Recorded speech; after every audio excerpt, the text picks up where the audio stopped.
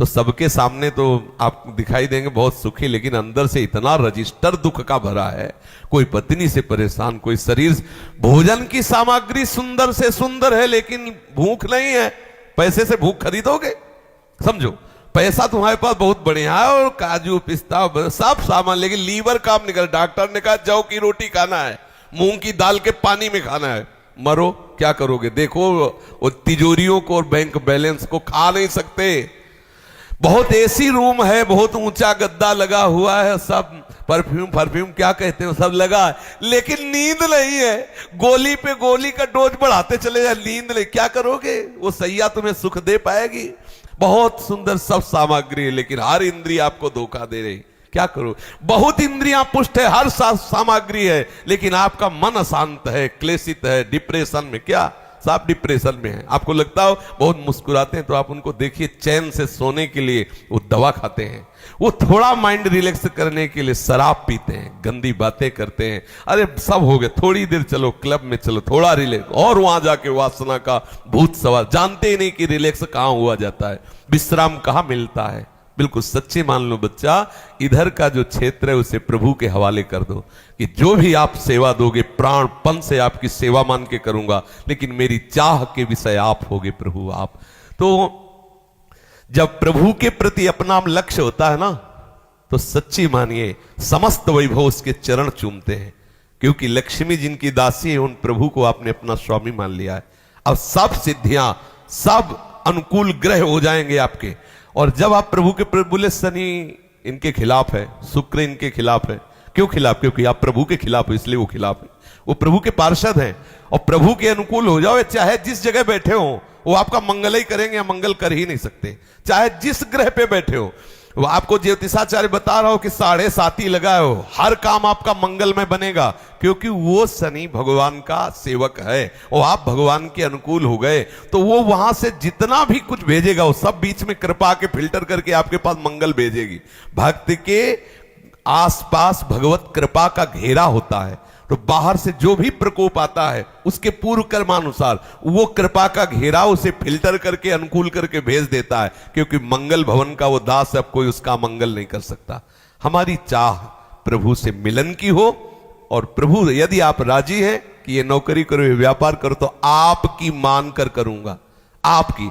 अब आप देखिए श्री सदन कसाई जी क्या बेचते हैं? फूलमाला? नहीं, मांस बेचते हैं। और जानते हो शास्त्र में उनको महान भक्त और उनका वर्णन हुआ, उनके जीवनी का वर्णन हुआ। क्यों वर्णन हुआ?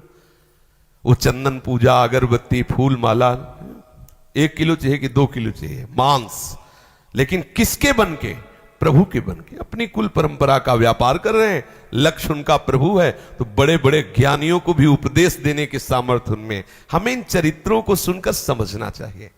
उनका लक्ष्य नहीं है संसार, लक्ष्य उनका परमात्मा है। अब सेवा है संसार की, हमारा क्या है? हमारा लक्ष्य है संसार। अगर हम ठाकुर सेवा भी करते हैं तो लक्ष्य है संसार।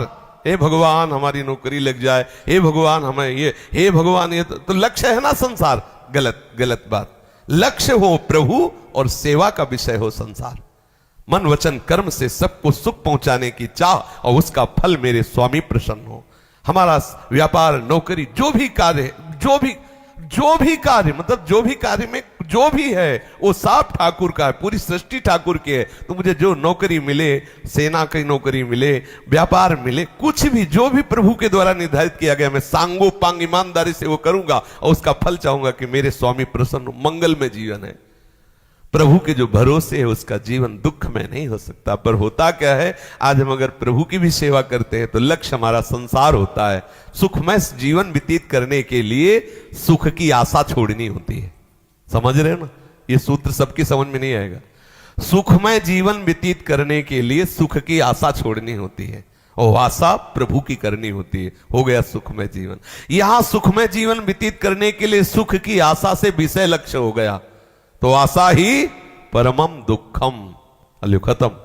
सुख के कहीं किंचन मात्र खोजने पर भी नहीं मिल रहा, दुख ही दुख, दुख ही दुख।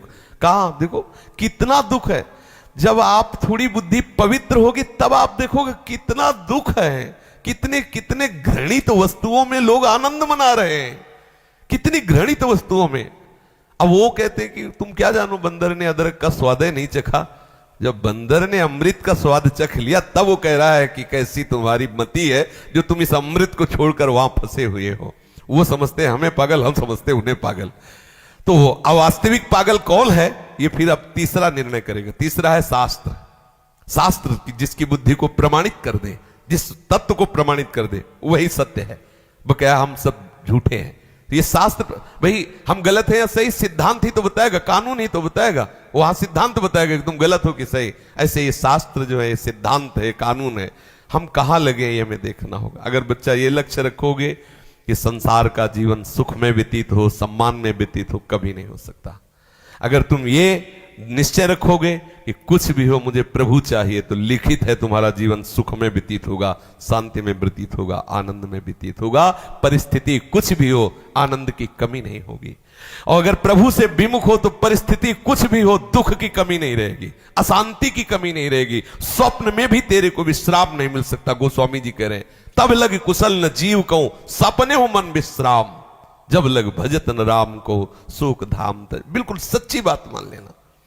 चाहे जितनी परिस्थिति बिगड़ी हो शरीर की, व्यवहार की, लोक की, लेकिन जब सामने मंद मंद मुस्कुराते हुए ठाकुर के चरणों का आश्रय, प्रियाजू के चरणों का आश्रय, तो हृदय में वो उत्साह, वो आनंद होता है। फिर एक मस्ती आती है, प्यार में एक अलबेली मस्ती होती है। उसमें फिर ये सिर्फ शिकवा शिकायत सब बह जाते हैं। हर समय वो आनंद मगन रहता है। समझ पाओ बच्चा तो समझ लो, है।